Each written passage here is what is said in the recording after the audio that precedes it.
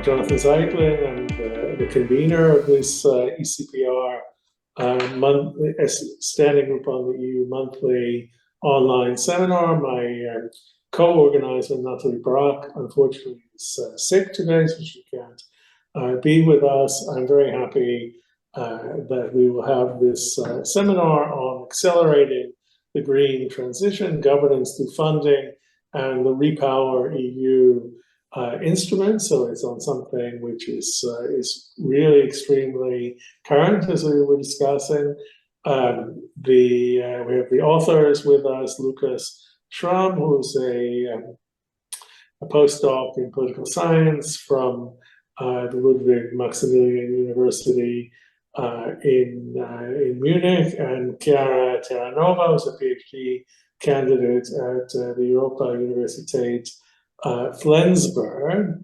And we will have as a discussant David Bokhorst, who is a postdoc at the Europa-University Institute in Florence. And here you can see a Florentine backdrop, although he's really heroically coming to us from Ho Chi Minh City in Vietnam, where he's on a trip. Okay, the format is that the presenters will have 30 to a maximum of 40 minutes to present the paper. We have some slides. David, you have up to 10 minutes to comment. I will probably make a few comments myself. We'll let the authors respond, then we will open up to the audience for Q&A. We should have plenty of time for discussion. So Lucas and Chiara, the virtual floor is yours. Okay, thank you. So thank you for the introduction. It's a pleasure for me, and I think also for Lucas, to be here today, to have this audience, and hopefully to get some feedback on this paper on which we have been working for a while, indeed, which is called Accelerating the Green Transition, Governance Through Funding, and the RePowerEU instrument. So I would say that we have several elements here, and the ambition to somehow keep them all together in our conceptualization. So first of all, I will start by presenting the theoretical and methodological framework of our paper, and then Lucas will continue and provide you with the empirical data that support our analysis. All right, so as you can see from the title, our main focus was RePowerEU, the RePowerEU instrument, even if it's not the only case that we analyze. We decided to focus on this budgetary instrument that was adopted quite recently by the EU in order to address the energy crisis that resulted from the Russian war of aggression against Ukraine.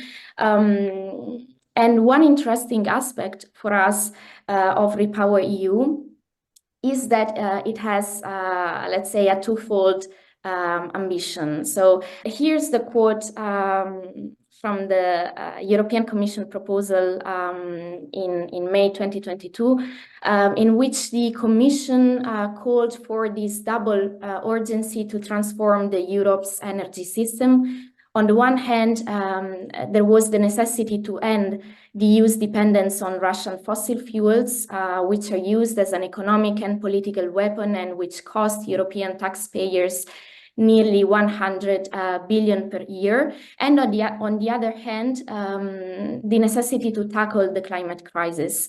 So for us, this double urgency that the EU was recognizing was quite interesting to notice, especially when we put this in comparison with the attitude of the EU in answering the Eurozone crisis, during which the EU policymakers somehow moved the climate crisis down on the agenda in order to respond to a more pressing issue, which was indeed the Eurozone crisis.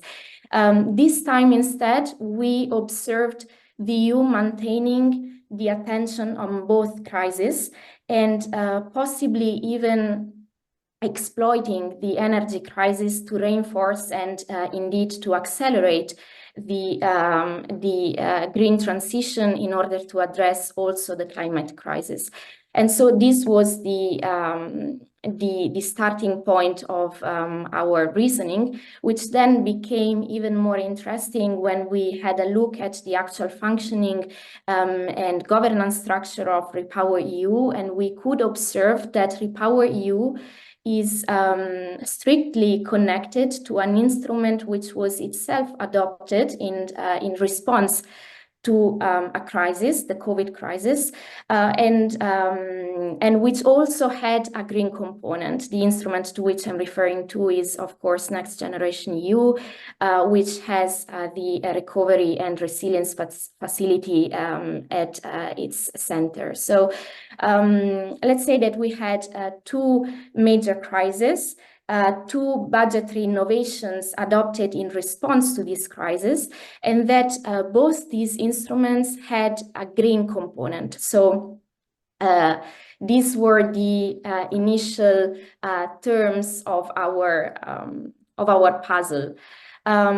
Which was even more interesting given the traditional stability of and rigidity of the EU budget domain. So the fact that we had these two recent innovative budgetary instruments with a green component was interesting for us. And so we tried to ask why was this possible? So why did the EU manage to produce a change in governance in a short period of time and in the otherwise stable domain of the European budget? And the explanation that we tried to propose is an historical institutionalist one. So we think that historical institutionalism captures well what happened with these two instruments. So first of all, we argue that the relative the fact that the EU was able to produce this change in a relatively short period of time was made possible precisely because NGU and RePowerEU are evidence of longer path of change within the EU, and this was also made possible by the two crises, which somehow broke down resistances to change that traditionally instead exist in the budgetary domain. Critical junctures and incremental change, because we believe that indeed we had critical junctures. And on the basis of historical institutionalism, we can define a juncture critical if not only it creates an opportunity for change, but if it also set the political system on a new development path. And for that, we can have either more radical or more incremental change. We argue that NGU and RePowerEU are instances of incremental change. So in that, we rely on the traditional four modes of change of historical institutionalism, drift, displacement, layering, and conversion. And of course, we can discuss later on more in details the actual features of each of these four modes of change and why we ended up identifying one of them for each of the instruments. But what I was saying before is that it also, the critical juncture needs to set the political system on a new development path. And we believe that NGU and RePowerEU did that in the sense that they substantiated a new governance mode within the EU that we refer to as governing through funding. And that is a way of using European funds not just as means to implement policies, but to actively steer policy making. So in a sense, this is again not entirely new. What is new is the combination of each element. So we observe these three main features of the governing through funding mode, and they have to qualify altogether the element in order to be able to speak of this governing through funding. So first of all, a direct link for the allocation of European finances to the pursuit of common political objectives. So in other words, we believe that the common political objectives are set at the supranational level, and that is a crucial element of this governance mode. They are implemented through soft forms of conditionality, and this can be interpreted as another change with regards to previous crisis responses, when instead we could observe hard form of conditionality. In our case, of course, this soft conditionality is a green conditionality. So we focus primarily on the green component of these two instruments. And finally, the national ownership. So we believe that the counterbalance to the supranational setting of common political objectives is indeed the national design and implementation of the plans, which is also crucial to the success of the strategy set by the EU. So on the basis of that, inspired by the historical institutionalist reasoning, we tried to come up with a process tracing or causal model of institutional crisis response. So somehow to give more structure to this reasoning that we made over the creation of these two budgetary instruments, which we believe are indeed interconnected. So the starting point is the critical juncture. That is the moment in which, thanks to the crisis outbreak, there is a reduction of resistances to change. And so in particular, in this case, we believe that calls for EU action opened up possibilities that were unthinkable or unviable for many reasons before.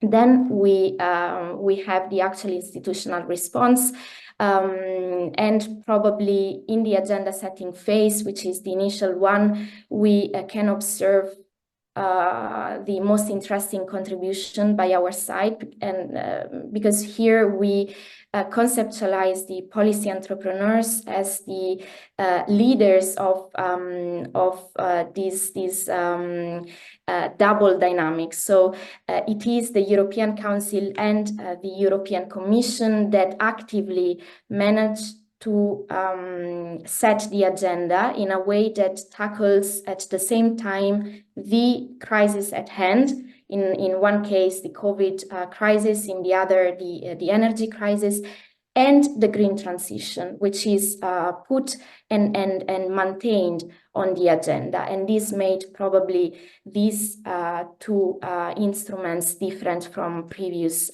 ones. Then once we have the agenda setting, we can move to the analysis of the possible solutions. So in this phase, there is the analysis of which options would be available. And in this case, we theorize that it's either the maintenance of the status quo, that arguably the crisis makes, however, untenable, or radical or more incremental forms of change. As for the radical form of change, we believe that still huge resistances exist in the EU budgetary domain, so that we can have a change, but it's more likely going to be an incremental rather than a radical change. Then there is indeed the selection of the actual solution, in which the policy entrepreneurs opt for one of the four modes of change theorized by historical institutionalist literature, which then finally result in the adoption of the instrument, NGU and RePowerEU, respectively. So I would now hand over to Lucas to provide you with the substance of our model.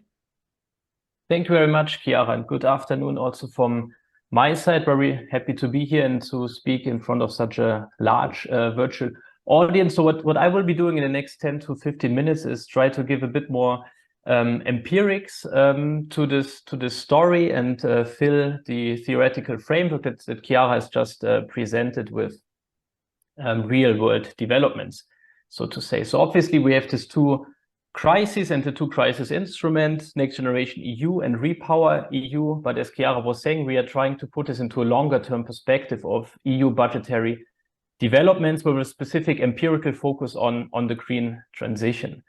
Now, you could, of course, always go back further in history, back to the Eurozone crisis, for instance. Also, the green agenda is not that new. If you remember that there were already attempts to create an energy union in 2014, 2015. What we do in the paper is to take the year 2019 as a starting point for several reasons. One is really to stress that we want to go a bit before the pandemic crisis started, but then on the other hand also to have the new legislative cycle in there with the arrival of the von der Leyen Commission, where there was a strong green impetus. If you remember the outcome, for instance, of the European Parliament elections from 2019, where the Green parties got a real boost, and then the von der Leyen Commission decided to make the green transition one of its 5 key elements.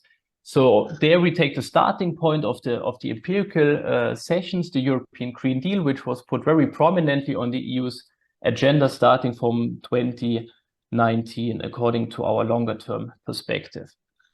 Now, what then happened a year later, of course, was the emergence of the COVID-19 pandemic, and the main financial budgetary response, so to say, was NextGenerationEU. You will all be very familiar with this instrument, so I'm not going to talk too much about it, but just stressing that in some respects we might deviate or at least try to go a bit beyond common assessments in the literature, or where the literature so far has put most emphasis on.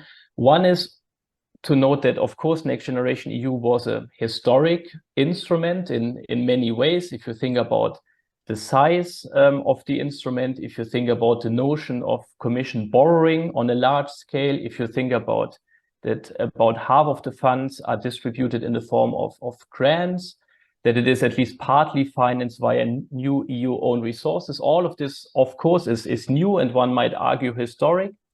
But at the same time, and this is one of the emphasis or contribution that we also want to make with this paper, we see strong past dependence here in this regard. So also NextGenerationEU is not the Corona bond that some have called for. It's also a temporary instrument, so it will expire in 2026. It's a one-off instrument in a way, at least from a legal perspective.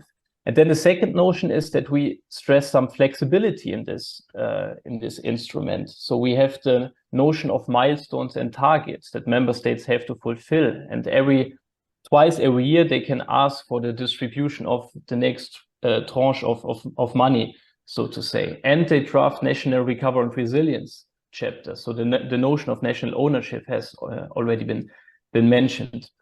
So there are some adjustments possible on the way there, and this is the notion of flexibility that we want to stress, because the creation of NextGenerationEU really set a framework also for future European action. And then maybe the second element that we also want to stress, that most of the literature has focused very much on this recovery element of NextGenerationEU. There's even talk of a fiscal stimulus package to address the financial, economic, social repercussions of the pandemic. But we put a stronger emphasis here on the second dimension, on the second element, and this is resilience. So really this longer term perspective, this transformation that also came with Next Generation EU with respect to the digital transformation, but notably with respect to the ecological or green transition. And as Chiara was saying already, the largest part, so 37% of the funds from Next Generation EU already back then had to be devoted to the green transition. Now, the story does not end with Next Generation EU, because a couple of months or one to 2 years later, the next crisis, the next exogenous shock, so to say, hit the EU, namely Russia's war against Ukraine. And here we focus on the implications of this Russian attack for Europe's energy security.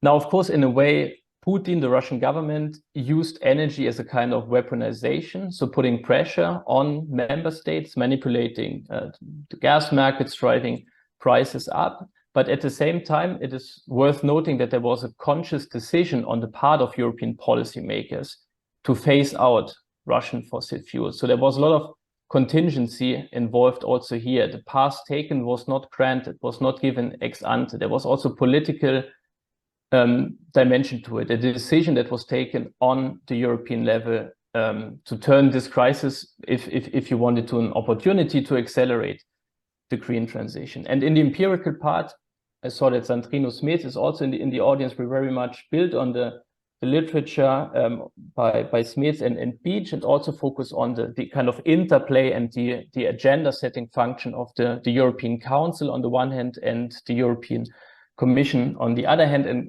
kind of try to trace how and why the European Council tasked the Commission to come up with proposals to finance and eventually accelerate the EU's green transition. Now, of course, there were some internal divides, both within the European Council and within the Commission, about the political priorities, about the notion of urgency, because also member states were affected differently by the crisis. But overall, there was a remarkable consensus on the way forward and how to finance the green transition, how to accelerate the green transition. Now, what the Commission then did, and that you saw on our second slide, was to propose this RePowerEU instrument. How does it work? How does it look like? Well, it's an amendment of the Recovery and Resilience Facility regulation. So there was a council decision to amend this very regulation, to adapt the regulation, and member states were called to draft energy chapters based on their practice experience already with the recovery and resilience plan chapters, and then to integrate these very energy chapters into their existing RRPs. In terms of finance, the largest share was made available in the forms of loans that had not been recalled yet from the Recovery and Resilience Facility. Now, it was not very surprising that the grants component was recalled almost entirely already by member states because they are non-repayable, but the loan component to a large extent was still available, and this was now kind of repurposed or channeled into the RePowerEU instrument. So in this regard, no additional funding was made available. However, there was some additional funding from other instruments or other pots, so to say. And one is the emission trading system. 20 billion in additional funding come from the emission trading system. There's a small part that comes from the Brexit reserve, and there's a quite considerable part from the existing cohesion funds that were also devoted to RePowerEU.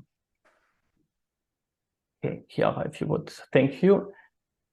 This is our table that you already are familiar with, now filled with some of the empirics that I've presented. So you see the critical juncture on the left-hand side with our two crises that we focus on. You see the agenda setting phase with the interplay, the two main actors that we look at, the European Council and the Commission, that despite some resistances or despite some factors that might have suggested otherwise, decided to stick to the green transition and even to accelerate the green transition. So again, I would like to emphasize the contingency, the political decisions behind these dynamics. In terms of the possible solutions, so 3 ways, theoretically speaking, were possible: the status quo, a radical form of change, or an incremental form of change. The status quo was considered untenable in both instances, so there was a recognition that a response, a financial budgetary response was needed. At the same time, a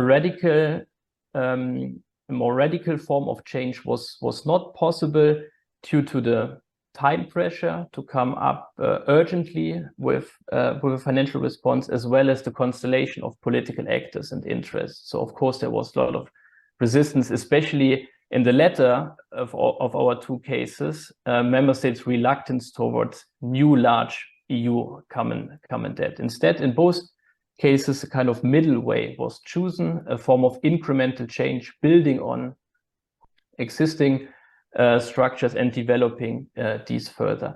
What we then saw in terms of concrete outcome, 1 out of the 4 modes of change suggested by historical institutionalism in the 2 crises. In the case of COVID-19, we saw a case of layering, so a recovery plan, NextGenerationEU, was created and added on top of the regular EU's long-term budget, so the multi-annual financial framework. In the energy emergency, it looked a bit different. There was a conversion in the sense that there was a strategic redeployment of NextGenerationEU resources, notably in the form of loans, and in addition, some additional funding. Okay, coming slowly to an end, what we are trying to do in this paper to kind of trace and show that they are gradual, although if added up and considered over time, quite decisive steps towards more supranational forms of what we call governing through funding, with 3 elements. 1 is that European funds are used to steer policy making. So we see a more direct link between European level financial resources and the pursuit of commonly defined policy objectives than is the case in other elements of EU budgetary politics, like the CAP or cohesion policy. This looks quite different here. Then the second element is the notion of conditionality, which is softer than what is known in other instances of budgetary politics, and notably is known from previous instances of crisis management. And then finally, the notion of national ownership was confirmed. So of course, there's a dynamic interplay between the national level and the European level, with a strong role for the Commission. Nevertheless, because also of the time pressure and the lack of resources on the European level, but also because of concerns of democratic legitimacy and really getting these reforms implemented on the ground, it is national administrations and governments that are largely in share of drafting these plans and of implementing and realizing this plan. So it's clear that the success or failure of this enterprise largely depends on national governments and their willingness to implement the reforms. We found the historical institutionalist framework quite useful for our analysis, and seek to show how such a perspective can help us to make sense of the most recent developments, while at each stage alternative pathways indeed were possible. Now the question could be what's next. As Jonathan was saying, RePowerEU is still rather new, so we'll have to see how this plays out in practice. But I think it's already interesting to note that on the one hand we have the legal notion, so NextGenerationEU, and with it also RePowerEU are about to expire. That's the legal part of the story, but there seems to be also a political part of the story, and that tells us that if this is going to be a successful enterprise, it might be repeated in one form and another.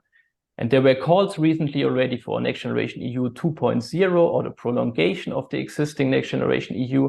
There was also an article by the French commissioner, Thierry Breton, who called for additional funding for European defense industry, explicitly based on the experience so far with NextGenerationEU and RePowerEU. So here the question is whether it will really be this one-off exercise as it was framed and sold in the summer of 2020. Okay, I think I would leave it with that. Thank you very much for your kind attention. And David, we look forward also to your comments. Thanks, David. Go ahead. As I said, up to about 10 minutes. Yeah, that should be fine. First of all, many thanks for having me on. Thanks for the chapter, which I enjoyed reading a lot. As Jonathan mentioned, I'm slightly jet lagged, but to be okay. Let me first start. Let me grab my notes. So Lucas and Chiara, you dive into a very timely topic, which is this ever expanding maze of budgetary instruments. So I applaud you for sort of unpacking this fast growing structure with all of its complexities. It nicely shows also how both NGO and RePowerEU are part of a broader ecological transition agenda, which I think is you bring forward this point very well, and it's very important point as well. So it shows how it's not just a crisis instrument, but embedded in this broader agenda. It also shows how EU leaders could have chosen different paths twice, but decided to uphold the Green Deal and Act United. And it also shows that if we want to understand these developments, we should really start with the Green Deal objectives. And I think, looking at this from a historical institutionalist perspective helps with adding the more long-term perspectives in understanding these developments. Now, two big points and then some smaller ones. The first one is about, it represents a quite let's say, a bit of an optimistic reading of RePowerEU as a new instrument.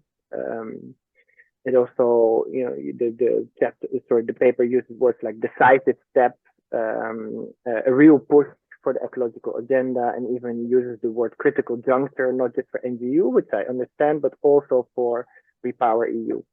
So quite big terms are used.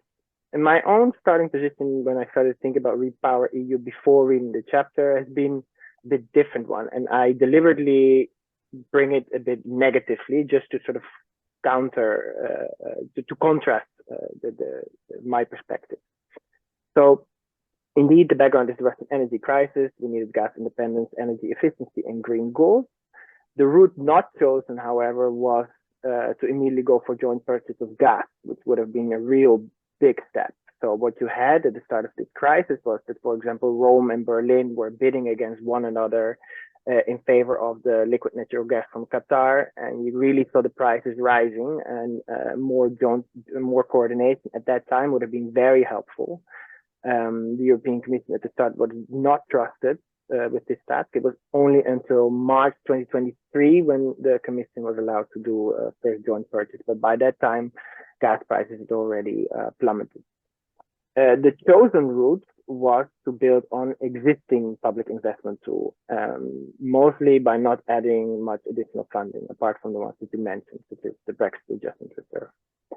So most of the RePowerEU chapters have only been recently concluded, yet like the real underlying issue, for example, dealing with independence from Russia was already achieved much earlier.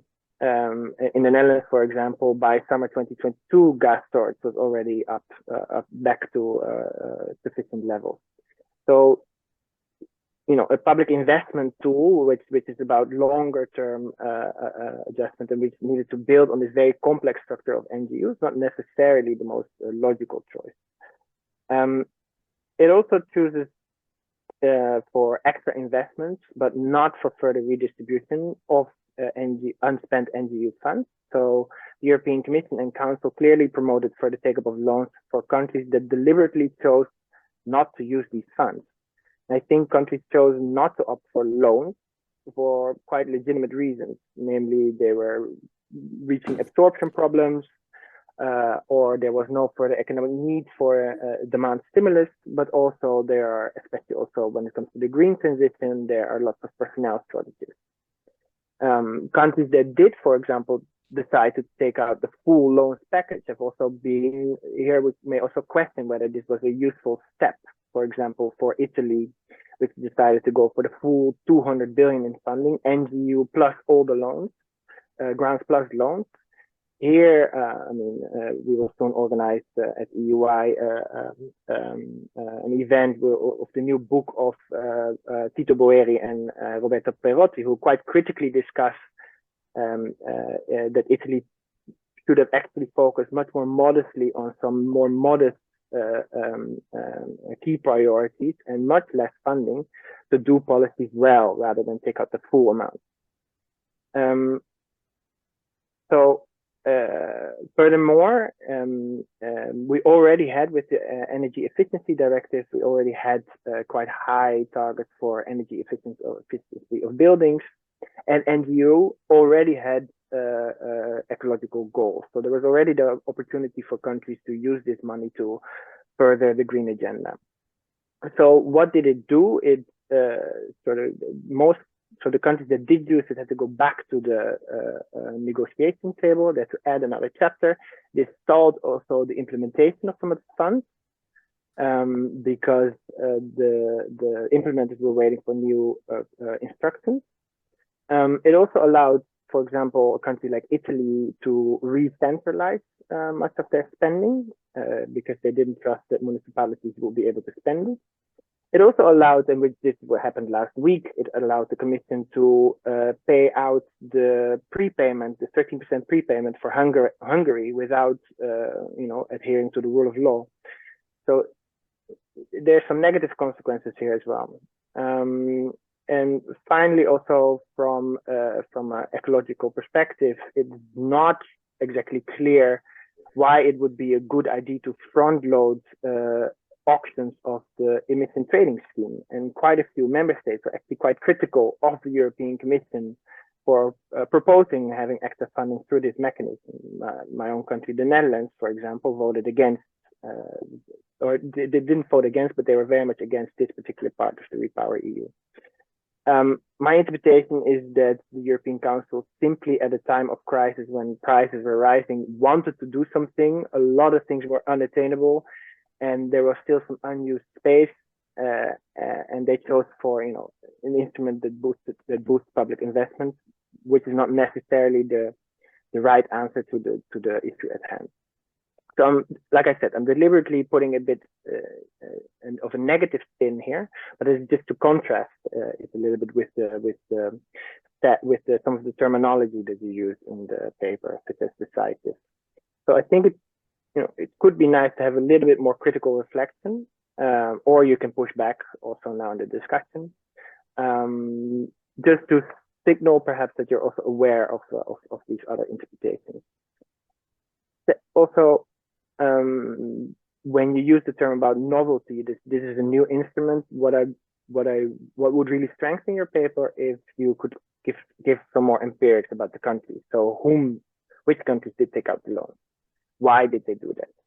What do we know about how this changed the level of ambition, which you can read from the interpretations of the Commission did of their chapter.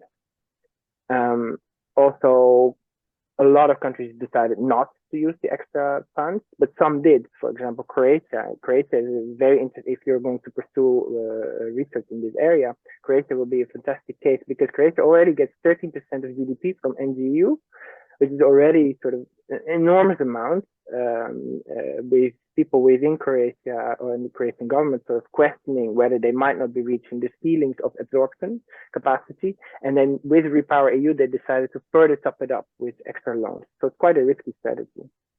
In terms of the empirics, it would also be nice to get a bit more of a sense of the material from your interviews. You have done 20 interviews, which I'm sure you got a lot of details from, but it's not always clear in the paper. I think you can make more of the interview material. Now, my second point relates to the theoretical framework, the use of historical institutionalism. I think you explain the use of historical institutionalism well. It allows you to show that RePowerEU doesn't come out of thin air. It really follows a particular trajectory. So I see the point that you're trying to make. At the same time, so the way I understand it, that these modes of change, layering, conversion, drift, etc., they are about gradual yet transformative change. That's the way that Freek and Steven is explaining. I think the second element is very important. So the transformative change, and whereas you've convinced me that it's gradual, and that the transformative element of RePowerEU is not immediately clear to me. So we use, for example, in my own work, we use conversion as it's used as a deliberate strategy of strategic redeployment towards new goals. We use this to explain sort of the long-term change within the welfare states, from compensatory models to service-intensive models. So the conversion allows you to show how, over time, a set of policies have been redirected to new goals, such as accounting for new risk, and this led to a new institutional setup. So whereas layering to me is quite clear for RePowerEU, it's about new rules, in this case, a particular new chapter layered on top of an existing structure. The conversion argument could be at least spelled out more clearly.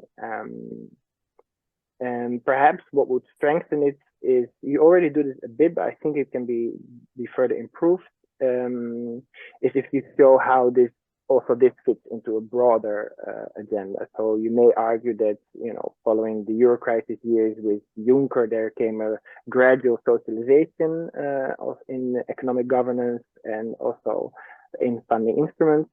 And now with the Green Deal as sort of the guiding agenda of the EU, we see that this is also increasingly the driving agenda of budgetary instruments. But this is broader than just RePowerEU. It's also about the new direction within cohesion funds. You may also refer to the social climate fund. And even though it's not a fund, you may also refer to the energy efficiency directive. And as you have realized, I'm primarily focusing on the RePowerEU part, because I think it could be an idea to focus on that part, which is the novelty. Already a lot has been written about NGEU, and you've sort of condensed the NGEU discussion into 2-3 pages. And I don't know if that is the right balance. Now, some smaller points. You described EU budgetary politics as a relatively stable domain. I understand your reasoning, but another perspective could be that, you know, this is just the latest in a whole series of new financial instruments that we've seen over the years. The balance of payments instrument we had already from 2008. Then you had the ESM, of course, following the Euro crisis. Then you had the Juncker Fund. Then the Eurogroup was working on the budgetary instrument for competitiveness, etc. So we've seen in the past few years that leaders consistently sort of search for these new additional financial instruments outside of the EU budget. Then you described that the novelty of NGO in terms of its government, that part could be a little bit more precise, where you could, in more precise terms, contrast what is new about NGO vis-a-vis the existing funds. So existing funds also, for example, had links with semester guidance and conditionality links with the CSR. I think Jonathan will probably after me also speak about this. Later on in the paper, you do give the argument that NGO is also about direct management. I think this is a point that should be made up front, so already on page 3. Another smaller point is where you're discussing the position of the northern frugal states that were against the NGEU, and you describe it, the way you phrase it now is as if these states framed NGEU as one-off and only for social and economic policies, whereas it has always been about the ecological side as well. I think the whereas part can be nuanced a little bit more, since I think the ecological side, so the green objectives, 37% of public investment of NGO, that was pretty much well recognized in some of the frugals. The Swedish parliament in particular, which were very critical of NGO, but they were very positive about the fact that it was used for the green transition. And the same was for quite a lot of political parties in the Netherlands as well. On page 11, when you move from NGU to a RePowerEU, the way you describe this is that the most serious consequences of COVID-19 subsided thanks to the NGO agreement. And here I think you have to be a little bit more nuanced about the causal chain, especially since NGO funds only started flowing sort of mid-2022 when the EU was already recovered, especially in terms of unemployment. So other elements, other policies were actually doing most of the shock absorption. The link with NGO is probably there, but it's much more indirect. So that sentence could be nuanced a little bit more.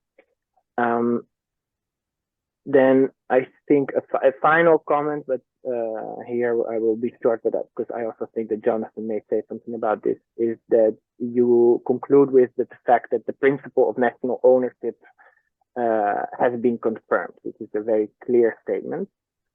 And I think if, you know, in understanding NGO in the sense that the member states themselves wrote the plans, yes, then it's about ownership. However, what we find when we do research about implementation of the NGO, of the Recovery and Resilience Facility in particular, we find that it's quite a rigid and bureaucratic instrument, not flexible. And slowly the ownership that has been built up is slowly eroding because of many of the barriers in terms of implementation.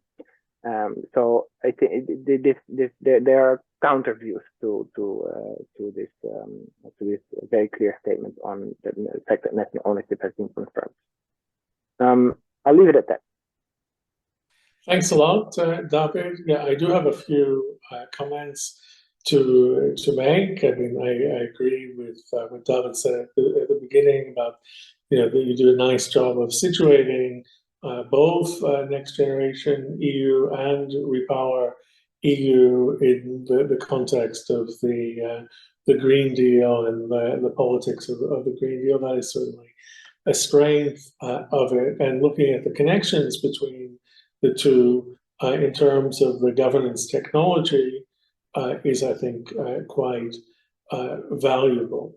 I mean, what interests me most, in a way, my remarks will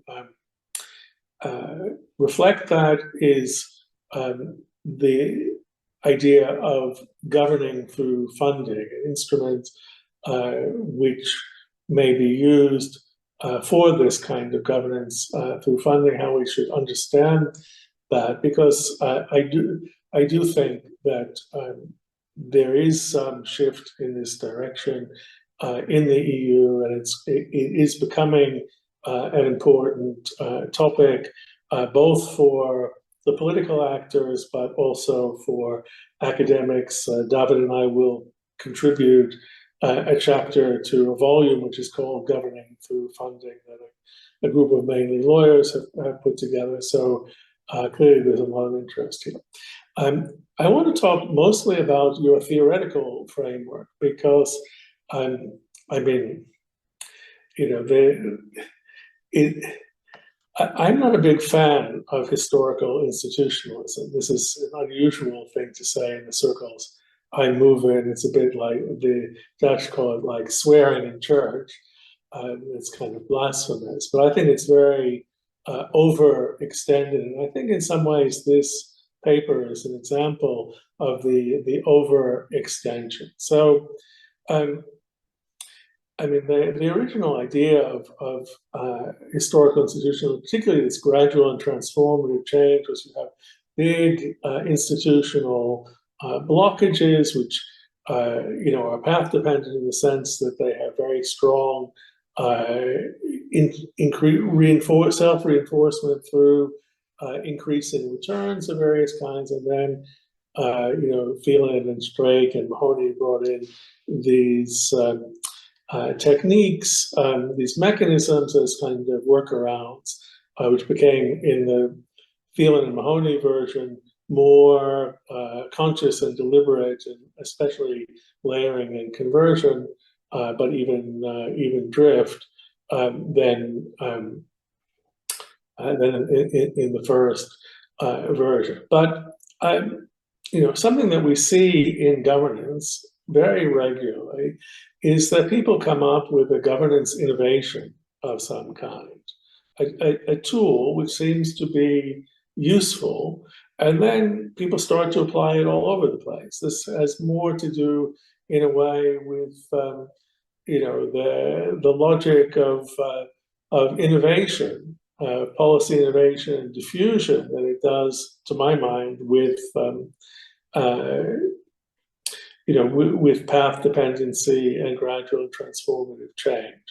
And you know, here I think that you know, people had this idea of you know, a sort of exchange of EU funding for various kinds of reform commitments, which would be monitorable in a certain way through so-called performance-based financing, was an idea that had been maturing, or at least people had been pushing for it in the decade after the Euro crisis. And David referred to the budgetary instrument for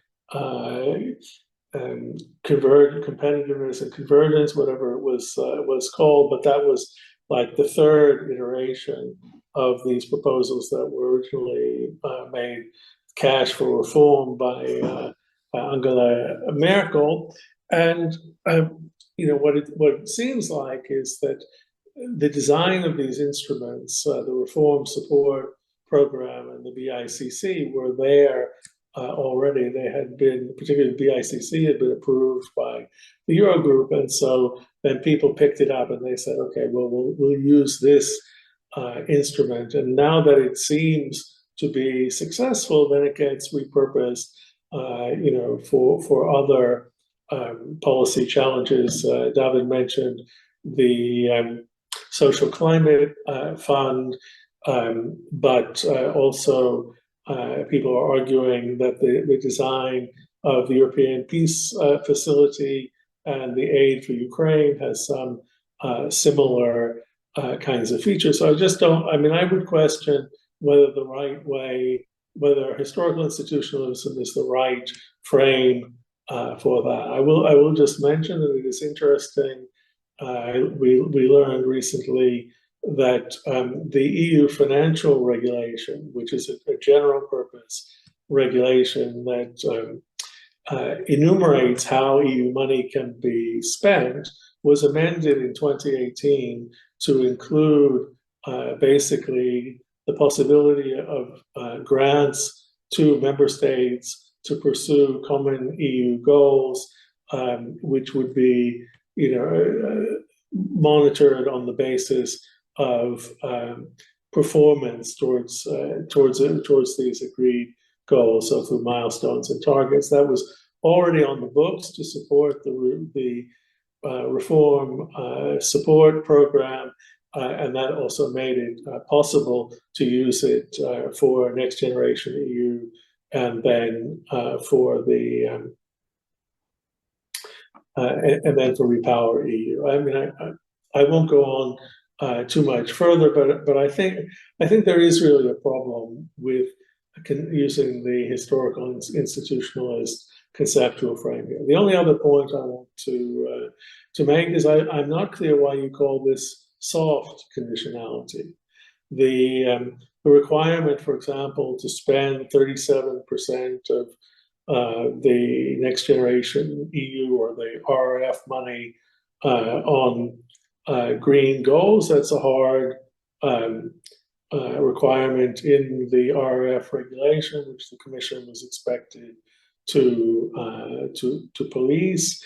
You could say that it is mostly positive conditionality rather than the negative conditionality, let's say, of the Stability and Growth Pact, or of the enabling, the ex-ante conditionalities that were put into previous versions of the cohesion policy funds. But it's not, I don't see why you would call it soft, and that's part of the story. Okay, there's plenty more to discuss, but let me give you a chance to respond, and then let's open up to the audience. We have a number of people in the audience who have some substantial expertise on some of these issues, so it would be nice to hear from them too. So Lucas and Chiara, do you want to just come back quickly? Yeah, thank you so much, Chiara. Do you want me to go first?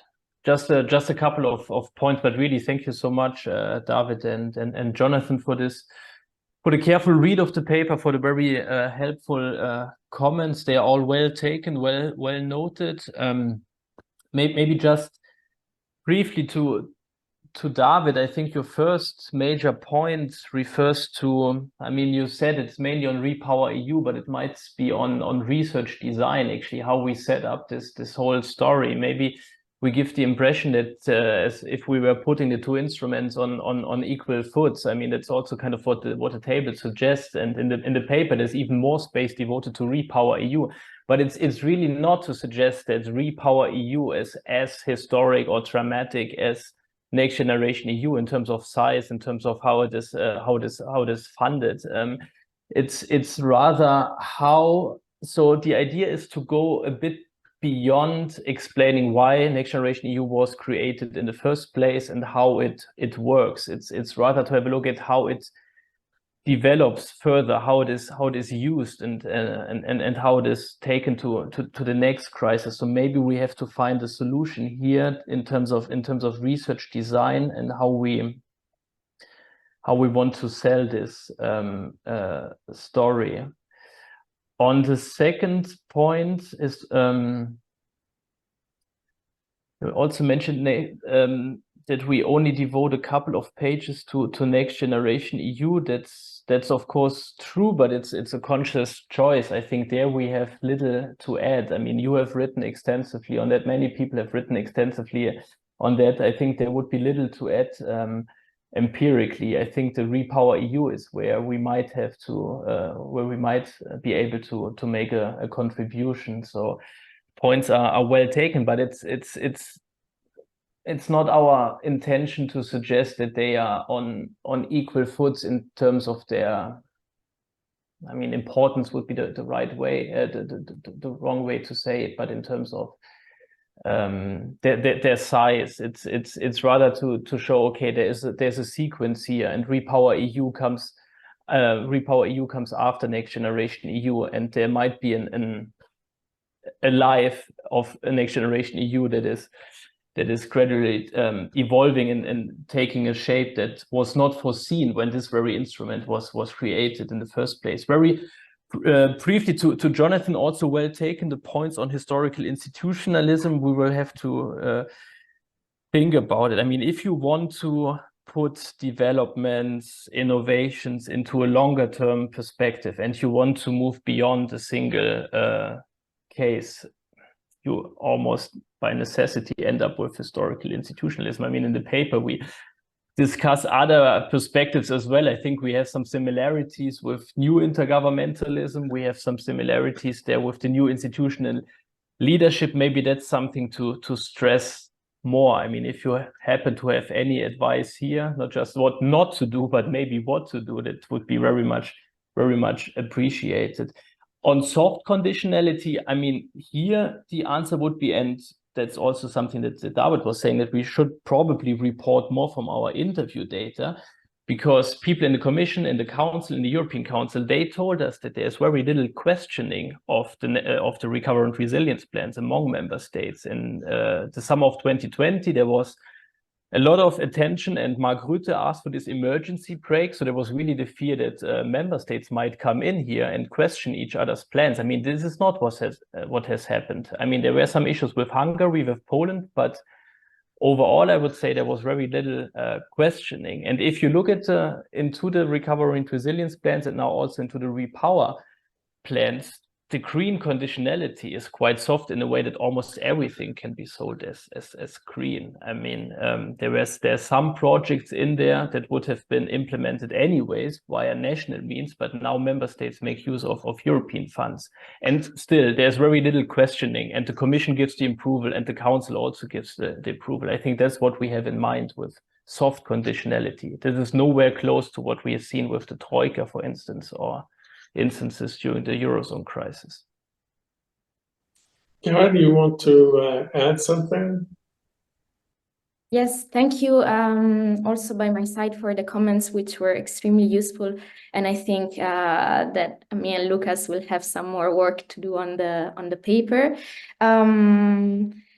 Yeah, I think that we really would need to address the space that we dedicate to the RePowerEU, because I also see a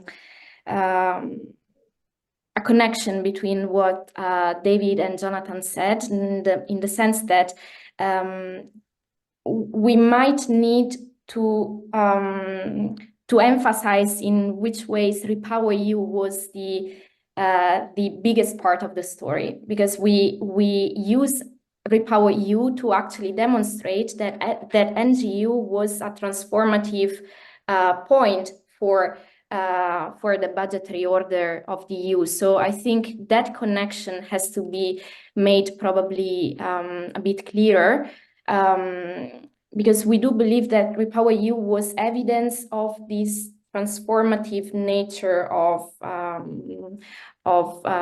the policymaking in the EU that we end up calling governing through funding, on the line of following other scholars that have also referred to this concept.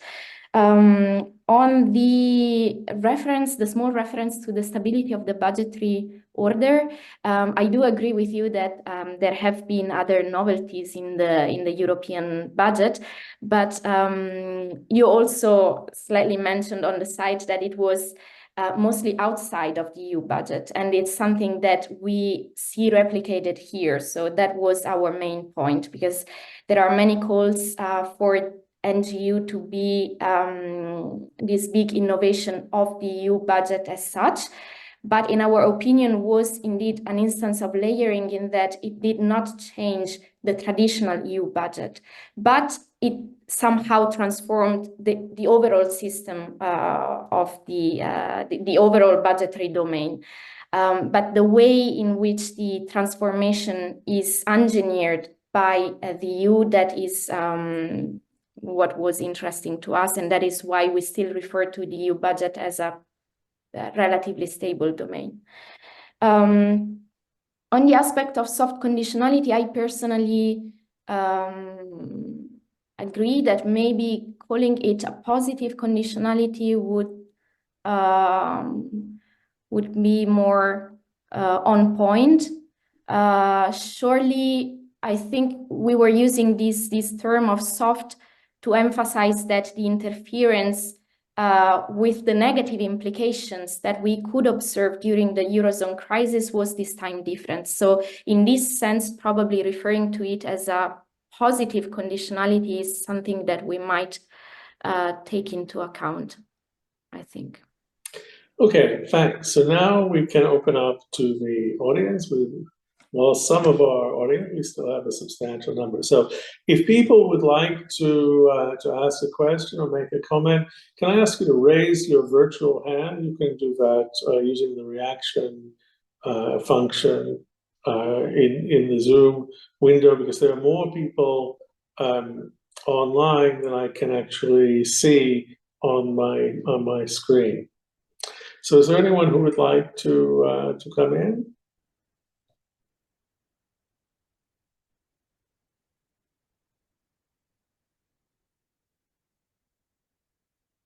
I'm actually not. Jonathan, sorry. If I can make a short remark on yeah, sure. Luca's comments, especially since no one else raised questions for now. But obviously, I understand that you don't want to put NGU and RePower at the same on par. That is very clear. My point was indeed that you should only refer to NGU in this. And you do to an extent as setting the context for RePowerEU. As in, I think the novelty of the paper is really the fact that it is about RePowerEU. And then let me think what was my second point. Yeah, no, so I think a lot can already be done by sort of reviewing the language. So when you talk about, a decisive turn, when you talk about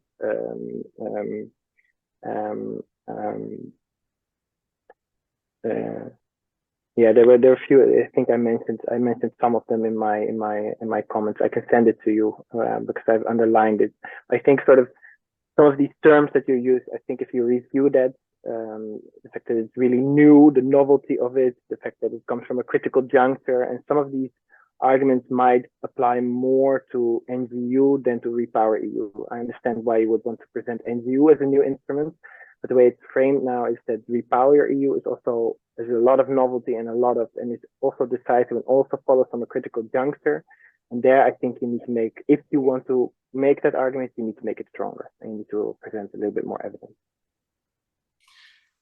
So I had a couple of just two further comments. One is about, Lucas, what your interviewee said, the kind of soft element. I mean, here, I guess I would say two things. That it's definitely true that the Commission went out of its way to promote national ownership and to respect national ownership, and actually even the RF regulation asks them to do that, to pay the utmost attention to and respect the national justifications for the national choices made in the plans. At the same time, as the work that David and I and others have done show, this varies a lot across countries. There is a lot of negotiation. And that is also true of the RePowerEU chapters. I mean, the Italian press is full of very interesting information about the very tough negotiations that took 4 months for the reformulation of the Italian National Recovery and Resilience Plan, including its RePowerEU chapter, and it's very clear there that the Commission accepted some things that the Meloni government proposed. It rejected others or asked them to scale them down, and it asked for some additional reforms, including those connected with the RePowerEU chapter. But what I think, I mean, David already alluded to this, that if we look at the implementation process and the process of the Commission's monitoring and assessment of the fulfillment of the milestones and targets which support the payment requests, that is where this is anything but a soft instrument, and where, as David mentioned, there are increasing frictions with national administrations, and the European Court of Auditors has come in and been very critical of the Commission, and the Commission has had to respond to that. So again, I mean, I would look carefully at what your interviewee said, when they said it, what phase of the process it refers to, but I wouldn't really see it as a soft instrument.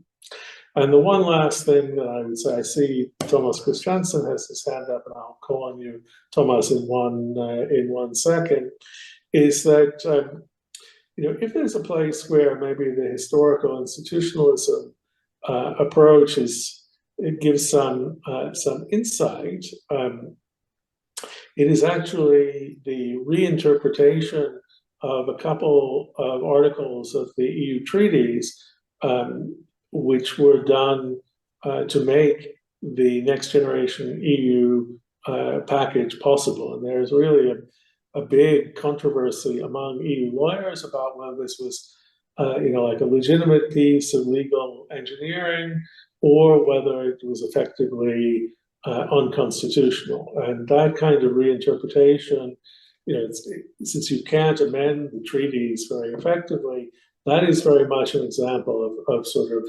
conversion in the historical institutionalist sense. And of course, it sets a precedent for future uses of basically the emergency clause, emergency solidarity article, and the use of cohesion, the cohesion fund article for broader purposes than classic cohesion policy. But that's very much about Next Generation EU, and there it fits your story that RePowerEU is just following in the footsteps or following the path which is paved by NextGenerationEU.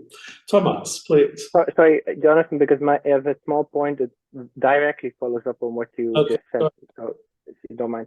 So I think what your interviewee may have also meant is what I've also come across in interviews, is that in the negotiation phase, there were very few questions of other member states on the plans. But you could also imagine that these officials were sort of overburdened with thousands of pages of very detailed plans and very little time to review it. So there the council was mostly absent. But now that we're coming to the stage of payment requests, what I'm hearing is that the questioning, especially of frugal member states on implementation of plans, is much more incisive.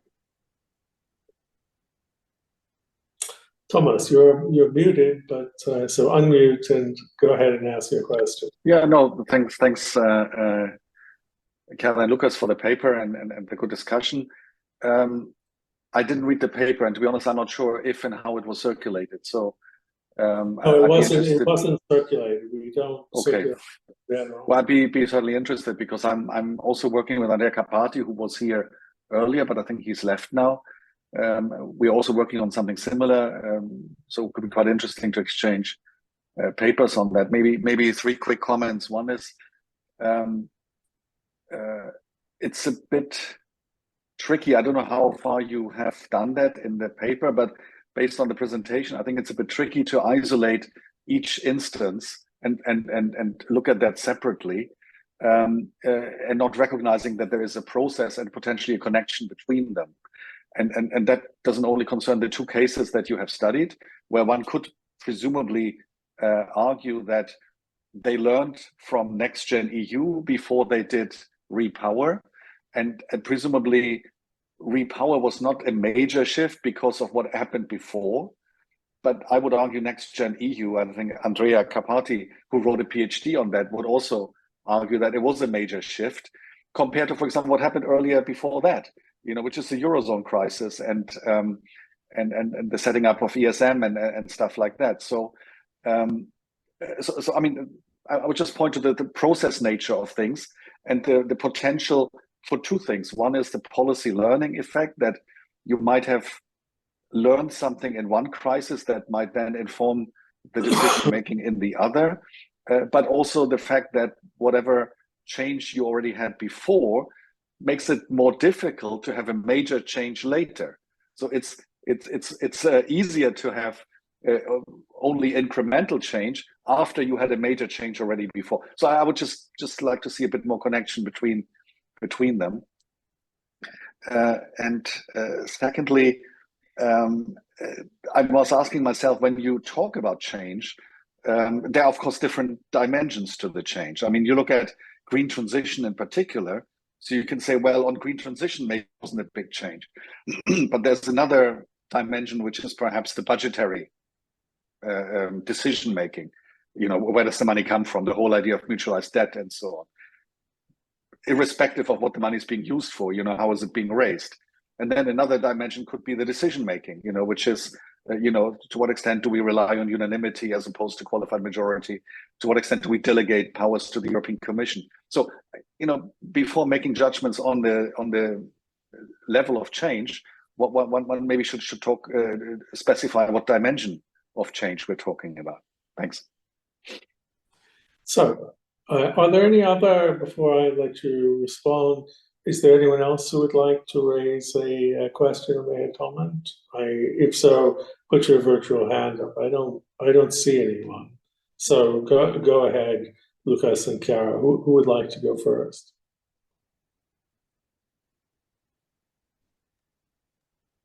Would you like to go first, Chiara, or shall I? Yeah. Thank you also for these comments. This is so with regards to the aspect that you first mentioned, that whenever you have a big change first, then this makes further changes less likely. I think there is a section in the paper in which we address that, so that actually RePowerEU was a smaller change also because we just had NGU, but maybe we can emphasize this more in the presentation. As for the second comment, absolutely, that was an element on which we have also spent quite some time discussing, because we recognize that there were major innovations primarily with NGU, as with regards to the budgetary dimension and also the decision-making dimension. I guess our reasoning was, again, that the change did not go as far as to increase the actual MFF. So yes, it was a big change, but it was still framed, at least at the very beginning, as a one-off thing. Then, thanks to learning effects and other crises and possibly even political and economical conjunctures, then it was possible to replicate a similar pattern. But initially, we kind of wanted to stress that NGU is still a different instrument than just a modification of the traditional MFF. So that was the reasoning, but maybe we have to specify that also more in details. Thanks. Yeah, thanks a lot. Just very briefly from my side, I think, Jonathan, what you said with the legal engineering, that's super interesting and might be helpful for us. I think, I will have to double check, but I think both NextGenerationEU, the SURE instrument, and RePowerEU, they all build on this Article 122, so this emergency clause. So it was used again and again and again, and this is contested because, how often can you use an emergency clause, and until when is it an emergency clause? When it is a permanent instrument. There it might be worth checking if this was not done yet during the Eurozone crisis. I think they already used it during the Eurozone crisis, so then it's not, Chiara is nodding, right? So they used it already. I think that the European Stability Mechanism was somehow related to that. Yes. No, it was 136 probably. No, I'm getting confused now. But I think we should check that here, because that could fit nicely and save our historical institutionalism in this paper somehow. David has left, unfortunately, but he's right in saying that, the interviews were conducted 1.5 to 1 year ago, and this mainly applied to the drafting phase, where officials, both at the Commission, so the European level as well as on the national level, they told us that there's little questioning, both because, nobody wanted to put obstacles on each other, but also because of the overburdening and the time pressure. But again, this refers to the drafting stage, and it does not necessarily refer to the monitoring and assessment stage. I think there's more to this story, because the overall environment was more beneficial and benevolent 1 or 1.5 years ago. When you just look at borrowing costs, the Commission had a AAA rating and could borrow at very low cost. This is not the case anymore. So interest rates have risen in the meanwhile. So this positive assessments that policymakers and civil servants had 1 year ago of the NextGenerationEU experience might not that positive anymore. But I think, and this might refer to what Thomas was saying with learning, this might still have been the case when they decided to create RePowerEU, this rather positive assessment of the first couple of months of NextGenerationEU. And then you just had an instrument or framework that was created and was on the table. And if this is policy learning or convenience, I don't know, but I think it makes sense intuitively to just go back to what is on the table and what you have just done instead of coming up with something concretely new. Well, that's interesting, but in that case, it's simply path dependency, maybe, if you just continue what you did before. Policy learning is about you learn something about how to do it differently next time. So I would combine policy learning rather with the either incremental change or indeed the critical juncture. But if they simply say, okay, this worked well, let's keep doing it, I would rather categorize that under path dependency. Well, it's certainly interesting that, as David was saying, a lot of member states who didn't take loans in the first phase of the RRF have now taken loans, even though the interest rates are actually higher. So, I would say that still the assessment is relatively positive, especially in Brussels. I mean, maybe to an extent which is not warranted by the implementation problems on the ground at the national level, but that hasn't really reached the Brussels policy debate yet. So far, people are still very enthusiastic about this new style of instrument, and particularly about the performance-based financing element, which I think you could stress more in your paper. That's not very developed in the paper. I mean, just in terms of the legal engineering, as I said, it refers not only to Article 122 but also 175 about cohesion funds, and you should just look at the controversies between Bruno de Witte and Paavo Laino Sandberg, who's a prominent Finnish legal academic, and you'll get a sense of this. And yeah, I do think you could view that in historical institutionalist terms. Okay, thanks for a very stimulating presentation. I'm sure that people who might be interested in seeing the paper could write to you. I won't commit you. I won't make a commitment on your behalf. And just to say that our next seminar will be on January 16th, 2024, with Klaus Goertz, Radu Mihail Triculescu, and Leonce Ruth, also from the Ludwig-Maximilians-University in Munich. Their title is Synchronization in Multi-Level Systems, What It Is and Why It Matters. So it's quite a conceptual piece. I think it's linked to an ERC advanced grant on time and politics that Klaus Goertz had. So hopefully we may see some of you there.